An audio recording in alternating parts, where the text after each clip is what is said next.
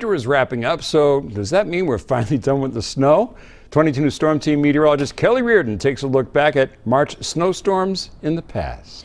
That's right. We could see a few flurries tonight and early this next week, that is. But the rest of the month is looking relatively calm.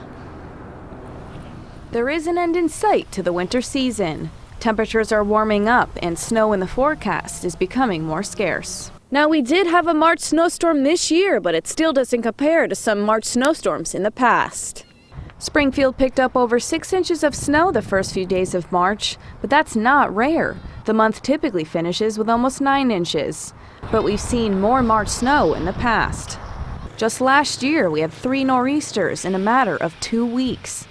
Back in 2017, on March 14th, record-breaking snow fell out the Westover Air Reserve Base in Chicopee with a whopping 21.7 inches. Way back in 1949, the first day of the month saw the end of a snowstorm that brought nearly 20 inches. An end of March and April Fool's Day blizzard dumped over 17 inches in 1997. And a mid-March snowstorm in 1993 blanketed western Massachusetts in a foot of snow. And while we saw a slow start to winter this year, many people noticed how it ramped up more recently. Winter so far has only hit somehow in the past month or so.